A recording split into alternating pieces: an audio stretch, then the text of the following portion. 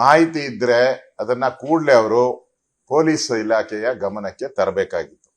Police ಕಮಿಷನರ್ಗೆ ಅಥವಾ ಡಿಜಿಗೆ ಪತ್ರ ಬರೀಬೇಕಾಗಿತ್ತು. ನನಗೆ ಈ ತರ ಮಾಹಿತಿ ಇದೆ, ಇಂಥ ಟ್ರೈನಲ್ಲಿ ಇಂಥವ್ರು ಬಾಂಬ್ ಇಟ್ಟಿದ್ದಾರೆ, ಇಂಥವ್ರು ಪಾಕಿಸ್ತಾನದಿಂದ ಬಂದು ಅಥವಾ ಇರಾಕಿಂದ ಬಂದು ಇರಾನಿಂದ ಬಂದು ಇಲ್ಲಿ ಗಲಭೆ ಮಾಡ್ತಾ ಇದ್ದಾರೆ ಅಂತ ಕೊಟ್ಟಿದ್ರೆ ಅದು ಅರ್ಥ ಆಯ್ತು. ನೀವು ಹಂಗೆ ಕೊಡ್ಲಿಲ್ಲಲ್ಲ. ನೀವು ನಿಮ್ದೇ ಸರ್ಕಾರ ಇದೆಯಲ್ಲ, ನಿಮ್ದೇ ಸರ್ಕಾರ ಇದೆ, ಕಾಂಗ್ರೆಸ್ ಸರ್ಕಾರ ಇದೆ.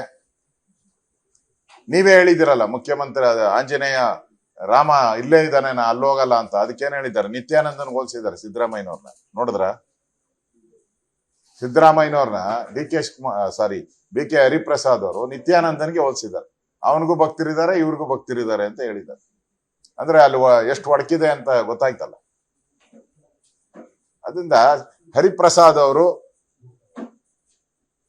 ಕೇಂದ್ರ ರಾಜ್ಯಗಳಲ್ಲಿ ಶಾಸಕರಾಗಿ ಎಂಪಿಗಳಾಗಿ ಕೆಲಸ ಮಾಡಿರುವಂತವ್ರು. ಅಷ್ಟಾದ್ರೂ ಕಾಮನ್ ಸೆನ್ಸ್ ಇದೆ ಅಂತ ನಾನು ತಿಳ್ಕೊಂಡಿದ್ದೀನಿ. ಅವ್ರು ಪತ್ರ ಬರೆದಿದ್ರೆ ಅದಕ್ಕೊಂದು ಅರ್ಥ ಇತ್ತು. ಮಾಹಿತಿ ಇದ್ರೆ ಅದನ್ನ ಕೂಡಲೇ ಅವರು ಪೊಲೀಸ್ ಇಲಾಖೆಯ ಗಮನಕ್ಕೆ ತರಬೇಕಾಗಿತ್ತು.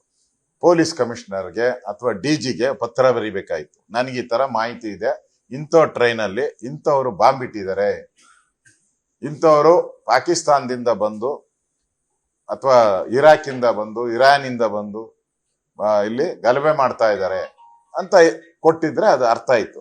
ನೀವು ಹಂಗೆ ಕೊಡ್ಲಿಲ್ಲಲ್ಲ. ನೀವು ನಿಮ್ದೇ ಸರ್ಕಾರ ಇದೆಯಲ್ಲ, ನಿಮ್ದೇ ಸರ್ಕಾರ ಇದೆ, ಕಾಂಗ್ರೆಸ್ ಸರ್ಕಾರ ಇದೆ.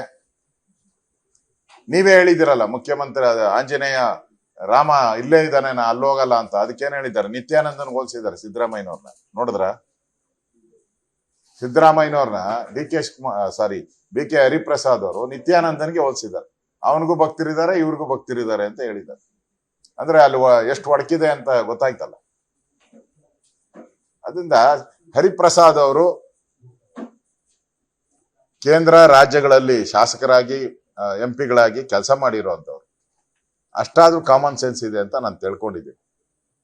ಅವ್ರು ಪತ್ರ ಬರೆದಿದ್ರೆ ಅದಕ್ಕೊಂದು ಅರ್ಥ ಇತ್ತು. ಅನುಕ್ಷಣದ ಸುದ್ದಿಗಳಿಗಾಗಿ ವಿಸ್ತಾರ ನ್ಯೂಸ್ ಯೂಟ್ಯೂಬ್ ಚಾನೆಲ್ ಸಬ್ಸ್ಕ್ರೈಬ್ ಮಾಡಿ. ಹೊಸ ಸುದ್ದಿಗಳ ನೋಟಿಫಿಕೇಶನ್ಗಾಗಿ ಬೆಲ್ ಐಕಾನ್ ಕ್ಲಿಕ್ ಮಾಡಿ. ಲೇಟೆಸ್ಟ್ ಅಪ್ಡೇಟ್ಸ್ಗಾಗಿ www.vistaranews.com ವೆಬ್ಸೈಟ್ಗೆ ವಿಸಿಟ್ ಮಾಡಿ. ಅಂಗೈಯಲ್ಲೇ ಜಗತ್ತಿನ ಸುದ್ದಿ ತಿಳಿಯಲು ವಿಸ್ತಾರ ನ್ಯೂಸ್ ಕನ್ನಡ ಆಪ್ ಡೌನ್ಲೋಡ್ ಮಾಡಿ.